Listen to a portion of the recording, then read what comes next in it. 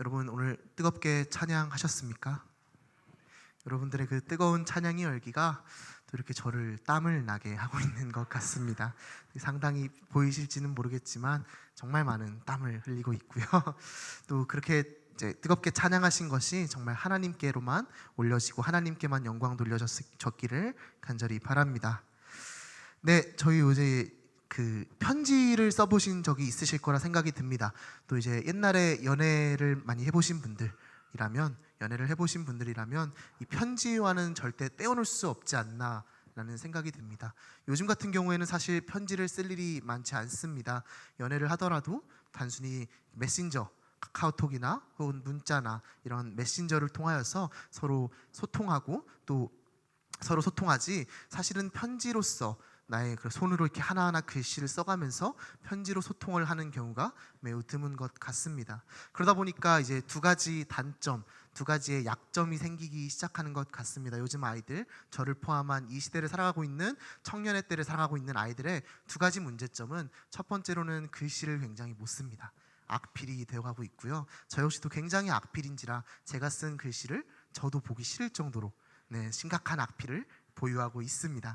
두 번째로는 어떠한 편지를 통해서 나의 마음을 표현하고 또 나의 마음을 표현하고 나의 마음을 이렇게 전달하는 그런 방법에 있어서 조금 부족함을 많이 느끼는 것 같습니다. 이런 저를 위해서인지 이 학문이 존재합니다. 수사학이라는 학문이 존재하는데요. 어떠한 학문이냐 보면은 누군가를 설득하고 또 어떠한 글을 쓸 때에 쓰여지는 문장의 구조나 또 언어의 사용법이나 또 때로는 대중 앞에서 이렇게 연설을 할 때에 그런 기술을 연구하는 학문이 존재를 합니다. 저는 아직 이 수사학이라는 학문에 대해서 배운 적은 없지만, 만약 제가 이것을 배운다면 저 역시도 편지를 쓸 때에 어떠한 저의 마음을 표현하고 또 이렇게 글로써 나타내는 데 있어서 조금 더 발전될 수 있지 않을까라는 생각이 듭니다. 이런 수사학이라는 학문에 대해서 대가라고 불리는 사람이 한 명 있습니다. 수사학의 대가인 사람이 있는데 이름이 조금 어렵습니다. 퀸틸리아누스라는 이제 사람입니다. 저도 이제 한 번만 부를 거기 때문에 까먹도록 하겠습니다. 너무 어려웠습니다. 이 학자, 이 수사학의 대가라고 불리는 사람은 이런 말을 합니다. 글을 쓸 때에, 글을 시작할 때에, 혹은 누군가를 설득할 때에, 말을 시작할 때에 어떠한 화를 내면서 시작하고, 바로 직접적으로 정중하지 못하고 또 자연스럽지 못한 그런 질문들이나 화를 내면서 시작하고 책망하면서 시작하는 글과 말을 쓰는 사람들을 향하여서 경멸한다라고 표현을 할 정도로, 이 수사학의 대가인 학자는 어떠한 글의 짜임새에 있어서 정중하고 또 자연스러운 시작은 굉장히 중요하고 설득함에 있어서 도움이 된다라고 생각하는 학자였습니다. 그래서 아마 만약에 제가 이 학자의 수업을 들었다면, 이 학자가 또 교수로서도 활동을 하였는데 이 학자의 수업을 들었다면 F학점, 그 fail이라는 학점을 피할 수 없지 않았을까라는 생각이 듭니다. 그런데 이제 오늘 갈라디아서도 마찬가지로 어떻게 보면 하나의 편지, 바울의 서신서입니다. 갈라디아인들을 향해서 바울이 편지를 쓴 것이고, 편지를 통하여서 어떠한 말을 전하고 있는 것입니다. 그런데 이 바울의 서신서들을 보았을 때에 다른 서신서들을 보았을 때에 대부분 알 수 있는 것은, 공통적으로 알 수 있는 것은, 바울은 굉장히 정중한 사람이고 또 항상 그 정중하게 인사하고 문안하며 시작하며 또 그 후에는 감사하는 표현을, 또 때로는 그 편지의 대상을 칭찬하는 표현을 사용하고 있는 것을 볼 수 있습니다. 심지어 비도덕성 때문에 편지를 쓰게 된 그 고린도전서, 편지를 쓴 그 고린도전서 역시도 바울은 칭찬하고 또 감사하는 표현을 아끼지 않은 것을 볼 수 있습니다.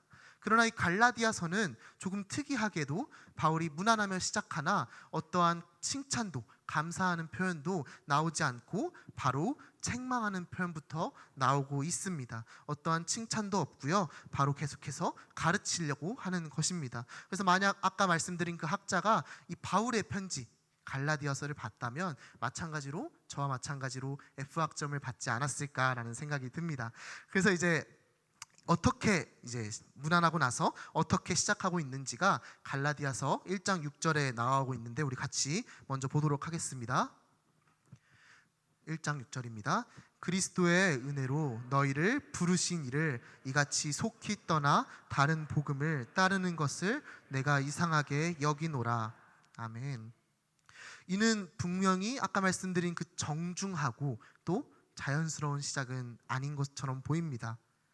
그래서 그러나 바울이 아까 말씀드린 그 학자의 논리처럼 그 경멸당할 만한 존재는 아닙니다. 왜냐하면 바울은 다른 서신서들을 보았을 때에 충분히 그 수사학이라는 학문에서 좋은 글에 대해서 예시를 든 것처럼 무난하고 또 자연스럽고 정중하게 시작하고 있기 때문입니다. 그렇게 갈라디아서에서 유독 이 갈라디아서에서만 바울이 이렇게 바로 책망하며 시작한 데에는 모두 이유가 있다라고 보여지는 것인데, 바울은 분명히 이 놀란 것, 바울은 굉장히 갈라디아인들을 보면서 놀랐던 것입니다. 그러나 그 놀람은 단순한 놀람에서 멈추지 아니하고 굉장히 큰 충격으로 보입니다. 근데 왜 충격을 받았느냐를 6절에서 말씀하고 있는데, 6절을 보아하니 갈라디아의 교인들이 예수 그리스도를 믿음으로 얻었던 그 은혜로부터 속히 떠나는 것에 너무나 놀라서 너무나 급하게 이 편지를 썼기 때문에 그 모든 서신서에서 보이는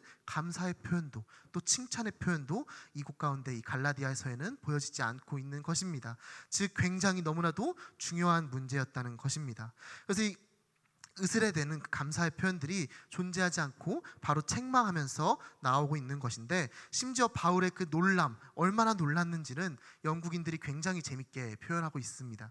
갓스메이크드라는 이제 영어 표현인데요. 이는 의역하면 이제 깜짝 놀라 입을 때리다라는 뜻입니다. 그런데 이것을 만약에 직역하였을 때에 죄송합니다. 약간의 속어인데 아가리라는 해석이 나올 정도로 해석에 가까운 것을 볼 수 있습니다. 그런 것들을 보았을 때에 그 바울이 얼마나 놀랐고 또 이것이 얼마나 급한 일이며 또 얼마나 충격을 받았던 것인지 잘 표현하고 있다라고 생각되어집니다. 그래서 바울은 갈라디아 교인들이 하나님께로 돌아온 지로 얼마 되지도 않았음에도 불구하고 속히 그 그리스도의 복음을 떠나서 다른 복음을 따르는 것에 놀라서 이것을 책망하며 편지를 썼던 것입니다. 당시 갈라디아 교인들은 다른 복음으로 이끈 사람들, 갈라디아 교인들을 다른 복음으로 이끈 사람들은 바로 열성적인 유대 율법주의자들이었습니다. 다른 복음이란 말 자체가 사실 어불성설처럼 이렇게 들리실지 모르겠습니다. 왜냐하면 복음은 다른 것이 없고 오직 하나이기 때문입니다. 그러나 어떻게 보면은 이 갈라디아에서 다른 복음이라는 표현을 쓴 것이 정확한 표현일 수도 있을 것 같습니다. 왜냐하면 이 열성적인 유대 율법주의자들은 오직 예수 그리스도의 십자가를 믿음으로 통하여서 구원을 받는다는 그 진리 위에 또 무언가 하나를 덧붙였던 것입니다. 그 당시에는 대표적으로 할례라고 얘기하고 있습니다. 당시에 유대 율법주의자들은 이 구원에 대해서 할례라는 것을 덧붙여서 할례를 받지 아니하면 구원을 이룰 수 없다라고 주장하기 시작했으며 선동하기 시작했었습니다. 그래서 이 사도 바울은 6절 말씀을 통하여서 그리스도의 은혜로 너희를 부르신 이를 이같이 속히 떠나라고 말하는 것이며, 갈라디아 교인들은 이렇게 율법주의로 떠나고 있던 것입니다. 여기서 이 떠나라는 것은 헬라어로 메타티데미라는 단어입니다. 이를 조금 이제 쉽게 해석하면 바꾸다 혹은 변질되다 또 자리를 옮기다라는 뜻으로 해석되어집니다. 다시 말해서 오직 예수 그리스도를 믿는 그 믿음, 구원을 받는 그 믿음에서 어쩌면 조금 변질되어서 조금 옮겨져서 조금 추가되어서 율법주의자들의 그 새로운 가르침이 갈라디아 교회를 위협하고 흔들고 있던 것입니다. 그러나 성경이 말하는 그 복음은 이런 율법주의자들이 말한 복음과는 사실 거리가 전혀 멉니다. 정확히 말하면 율법주의자들이 말하니 다른 복음이라는 것은 사실 복음이라 부를 수도 없습니다. 성경이 말하는 그 복음이 무엇입니까? 또 하나님께서 죄인된 나를 구원하시기 위해서 인간의 몸을 입으셨고요, 인간의 몸을 입어서 이 땅에 오심으로써 십자가에 못 박혀 죽으시고 다시 살아나사 부활을 통하여서 이루신 것, 그것을 우리는 복음이라 부릅니다. 그 성취하신 것을 또한 우리에게 값없이 주셨다는 것을 말하고 있는 것인데, 값없이 주셨다고 하여서 사실 그 복음이라는 것이 어떠한 값이 싸거나 정말 저렴해진 것이 아니라 너무나도 고귀한 것임에도 불구하고 하나님께서는 어떠한 대가도 받지 않고 우리에게 주셨다는 것이며 우리는 그것을 은혜다라고 이야기하는 것입니다. 그렇게 이 사도 바울은 로마서 1장 16절을 통해서 이렇게 이야기하고 있습니다. 같이 로마서 1장 16절 보겠습니다. 내가 복음을 부끄러워하지 아니하노니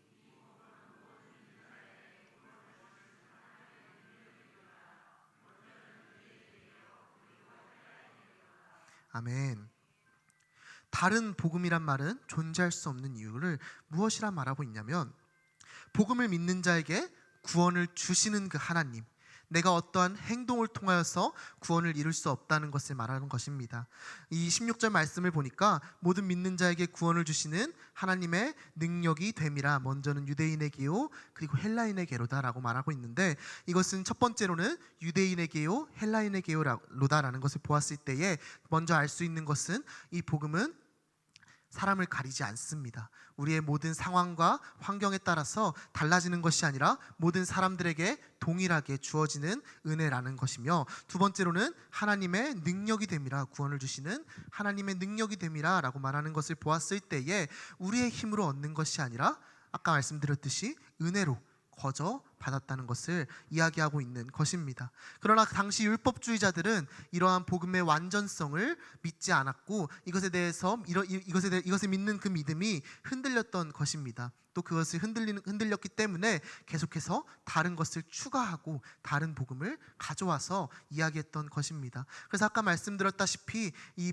유대 율법주의자들은 할례라는 것을 가져와서 이 할례라는 행동을 함으로써 의를 얻을 수 있다, 구원을 얻을 수 있다라고 주장한 것입니다. 그러나 우리는 그러한 것들로부터 우리의 행동으로 의를 얻을 수 없음을 분명히 먼저 믿고 나아가야만 합니다.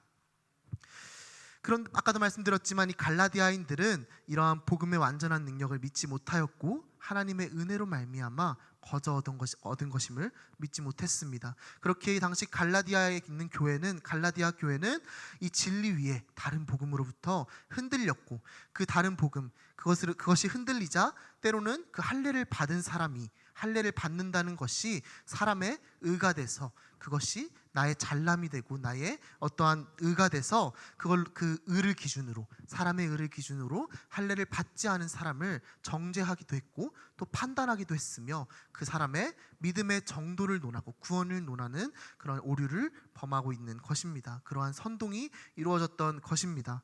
그런데 이런 갈라디아인의 모습들을 보았을 때에 과연 우리가 이것을 갈라디아의 문제로 내또서는 안 된다라고 생각을 합니다. 우리의 삶 가운데서도 우리도 때로는 그 복음 위에 다른 것들을 복음처럼 여기진 않는지, 다른 것들로 나를 채우고 나를 채움으로 말미암아 그것이 나의 의가 되지는 않는지 돌이켜보면 좋을 것 같습니다. 지금 또 이렇게 오전 예배 나오시고 오후 예배까지 나오시는 성도님들 또 예배를 사모하시기 때문에 나오신다라고 생각이 됩니다. 그러나 이 예배를 사모하시기 때문에 나오는 것들 너무나도 귀하고 하나님께서도 그 예배 기뻐 받으실 것임은 분명하나 스스로를 돌이켜 보았을 때에 내가 이 오후 예배, 오전 예배에 이어서 오후 예배까지 나오고 또 우리 어제 특별 새벽 기도회가 진행되지 않았습니까? 특별 새벽 기도회까지 나오는 것, 이것이 나의 의가 되진 않는지, 이것이 나의 의가 되어서 이것을 기준 삼아서 나오지 않는 사람을 또 판단하고 또 그것에 대해서 정죄하지는 않았는지를 돌이켜보면 좋을 것 같습니다. 저 또한 이것으로부터 사실 자유롭지 못하다라고 생각이 되어집니다. 저 이제 신학교를 다니지 않습니까? 신학교를 다니면은 조금 다른 대학들과 많이 다른 점이 하나 존재합니다.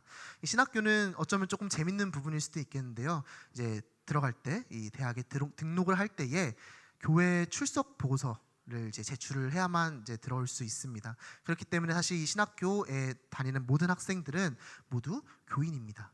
그리고 대부분의 사람들, 그 교인이라고 말하는 대부분의 학생들 중에 대부분이 마찬가지로 예수님을 믿는다, 또 예수님을 섬긴다라고 말합니다.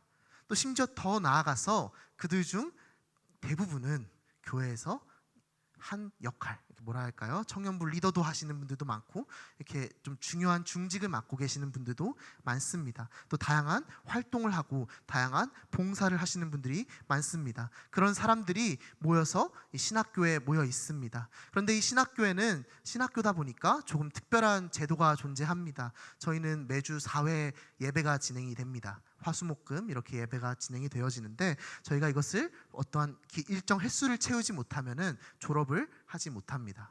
근데 이제 이러한 것들이 사실 그 의도는 너무나 좋았습니다. 처음에 의도는 분명히 하나님을 예배하고 하나님을 찬양하는 것이었으나 나중에는 이 신학생들이 너무나 앞선 나머지 그것으로 그 횟수로 누군가를 판단하고 그 자기보다 횟수가 낮은 사람을 어떻게 보면 정죄하고 횟수를 채우지 못하여서 한 학기를 더 다니고 1년을 더 다니는 그 사람을 정죄하고 판단하고 또 그것을 이렇게 삿대질하는 것까지도 보여지곤 합니다. 이러한 것들을 보았을 때에 분명히 그 시작은 하나님께 집중하기 위해서 시작된 것이었으나 그 결과적으로 나의 의가 돼서 그 채플 예배를 드린다는 행동이 나의 의로서 다가와서 누군가를 판단하고 누군가를 이렇게 정죄하는 행동이 보여지곤 하는 것입니다. 마찬가지로 갈라디아 교인들도 똑같았습니다. 처음에는 그 복음에 너무나도 명확하게 서 있었습니다. 복음의 완전성을 믿었고 빠르게 복음이 전해졌다라고 이야기합니다. 그러나 시간이 흐르고 그 복음이 흔들리는 것입니다.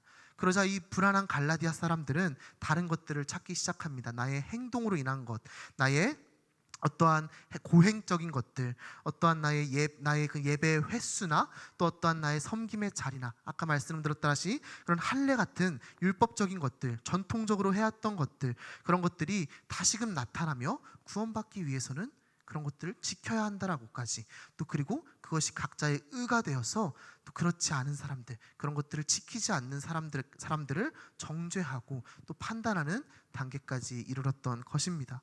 바울은 그런 갈라디아 교인들을 보면서 또 책망하면서 오늘 본문 말씀의 내용을 이야기하고 있습니다. 갈라디아서 1장 10절 같이 보도록 하겠습니다. 이제 내가 사람들에게 좋게 하랴 하나님께 좋게 하랴 사람들에게 기쁨을 구하랴 내가 지금까지 사람들의 기쁨을 구하였다면 그리스도의 종이 아니니라. 아멘. 바울은 하나님 이외에 누구도 기쁘게 하기 위해 살지 않는 몇 안 되는 사람 중 한 명이었습니다. 그래서 우리가 어떻게 이렇게 바울이 살아갈 수 있었냐라고 묻는다면 바울 안에 그 참 복음 유일한 복음, 그 복음의 완전성이 흔들리지 않고 그 믿음을 근본 삼아 그 믿음으로 말미암아서 바울은 살아갔던 것입니다. 바울 역시 사실은 그 사람들이 자신을 어떻게 생각하는지, 그를 어떻게 생각하는지를 중요하게 여기던 때도 있었습니다. 그는 그리스도께로 돌아오기 이전에 그 겉모습을 유지하기 위해서 할 수 있는 모든 것을 다 했었습니다. 바울은 그의 할례뿐 아니라 민족, 가족 관계와 또 문화적 배경 그리고 그가 율법을 지켰던 그 방식을 신뢰했던 때가 있었습니다. 그 당시에 바울은 다른 복음으로 살고 있던 것입니다. 그러나 그가 그리스도 안에서 돌이켰을 때에 그리스도께로 돌아왔을 때에 그 복음의 완전성으로 말미암아서 바울은 이제 온전히 그러한 율법적인 것들 나의 고행적인 것들, 나의 행동으로부터 나온 것들을 벗어낼 수 있었던 것입니다. 만약 바울의 그러한 삶이 과거와 같은 그 삶이 사도가 된 후에도 이어졌다면 바울은 이러한 책망을 하지 않았을 것입니다. 왜냐하면 사실 바울이 이러한 책망을 함으로 말미암아 미움받을 그 확률이 있었고 그럼에도 불구하고 바울은 그 사람을 신경 쓰지 않았기 때문에 이제는 그 복음 안에서 복음의 진정성 안에서 사람을 신경 쓰지 않고 하나님을 신경 썼기 때문에 담대히 그것에 대해서 책망하였던 것입니다. 만약 바울이 과거와 같은 삶을 살았다면 사실 그 할례라는 것에 대해서 이러한 율법적인 것들에 대해서 그렇게 용납하는 말을 한다면 사실은 바울은 더욱더 평판이 좋아지고 과거 그 평판을 중요시 여겼던 바울은 만약 그것이 그 바울의 의가 되면서 스스로를 충분히 높일 수 있었을 것입니다. 그러나 바울 안에 있는 그 그리스도의 복음은 그것을 그렇게 인도하지 않았던 것입니다. 바울은 사람을 기쁘게 하려고도 하지 않았고 또한 스스로를 사도로서 의로 여긴 것도 아니라 하나님의 종으로서 하나님의 대리인으로서 그저 하나님을 좋게 하고 또 하나님을 기쁘게 하기 위해서 이러한 행동을 한다라고 말하는 것입니다. 이것은 어쩌면 갈라디아의 교인들의 그 변화를 촉구하는 말씀이기도 하지만 바울의 그 과거와 이 갈라디아 편지를 쓰면서의 모습, 바뀐 변화된 모습 역시도 볼 수 있는 것 같습니다. 우리는 이런 바울과 갈라디아 교회를 보면서 배우고 또 반면교사 삼아야 되는 점이 있다라고 생각되어집니다. 지금 이 시대에 교회에 위험이 되는 것들이 너무나도 많습니다. 우리의 그 신앙에 있어서 위험이 되는 것들이 너무나도 많다라고 생각되어집니다. 그런 것들이 외부에도 분명히 존재합니다. 시대가 악해지고 또 복음을 반하는 세력들이 너무나도 많아지고 적대자들도 분명 있습니다. 그러나 이 갈라디아 같은 경우에는 그런 외부의 그런 반대되는 세력이 아니라 내부에서부터 그 작은 복음의 완전성이 무너지고 흔들리고 그런 걸로부터 인해서 어떠한 행동으로 인한 구원, 어떠한 할례로 인한 구원 같은 내부에서부터 흔들리는 일이 일어났던 것입니다. 우리가 이런 것들을 보았을 때에 우리의 그 믿음은 흔들리지 않는지, 또 우리에게 있어서 또 어떤 행동적인 것을 우리가 자꾸 반복하게 되고 그것을 중요하게 여기진 않는지 좀 고민해 보면 좋을 것 같습니다. 복음의 완전성을 믿는다면 또 우리가 오직 은혜로 말미암아 그 구원을 받는다는 것을 믿는다면 나의 신앙생활 가운데에 있어서 혹여나 나의 고행적인 것을 자꾸만 강조하지 않아야만 합니다. 그러한 것들이 나의 의가 되어서는 안 되고 또 그것이 나의 의가 되어서 누군가를 정죄하고 또 누군가를 판단함으로써 교회에 분란을 일으키거나 또 분쟁을 일으키는 일이 없어야만 합니다. 때로는 그 고행적인 것들이 나의 예배가 되기도 하고 찬양이 되기도 한다라고 생각되어집니다. 물론 이렇게 계속해서 예배하고 찬양하는 것을 하나님께서 기뻐 받으실 것이 분명합니다. 그러나 그 가운데에 그 예배에 임하는 나의 마음이, 예배에 임하고 찬양에 임하는 그 나의 마음이, 나의 중심이 흐트러져 있다면, 복음의 완전성을 믿지 않고 흐트러져 있다면 어쩌면 나의 그 예배에 나오는 나의 행동이 나의 의가 되어서 그걸로 말미암아 내가 나를 높이는 그런 불상사가 생길 수도 있다라고 생각되어집니다. 우리가 만약에 그 복음의 완전성을 믿고 또 그것으로 나아가길 원한다면, 바울과 같이 살아가길 원한다면, 그런 것들로부터 자유롭길 원한다면, 또 고행으로부터 우리가 그런 우리의 행동으로부터 좀 주의하기 원한다면 우리는 그 복음의 완전성을 믿고 끊임없이 나의 태도나 나의 마음에 대해서 점검해 나아가야만 합니다. 바울이 사실 스스로의 그 명성과 의를 높이 살 수 있었습니다. 바울은 당시의 사도로서 너무나도 위대한 존경받는 사람이었고 또 그는 권위가 있는 사람이었습니다. 그러나 그럼에도 불구하고 그는 모두 내려놓고 스스로의 그 명성을 높이는 것이 아니라 스스로의 그 명성을 자기의 의로 삼는 것이 아니라 하나님을 기쁘게 하기 위한 삶을 택하고 내가 하나님께 택하였던 것입니다. 그래서 내가 그 하나님께 드리는 모든 예배 시간마다 또 하나님께 드려지는 모든 시간뿐 아니라 나의 물질과 나의 정성과 나의 그런 모든 시간들이 나의 업적으로 남는 것이 아니라 또 나의 고행적인 것으로 남아서 나의 의가 되는 것이 아니라 오직 하나님께만 영광 올려지고 또 오직 하나님을 기쁘게 할 수 있는 그런 여러분들이 될 수 있으면 좋겠습니다. 네, 기도하도록 하겠습니다.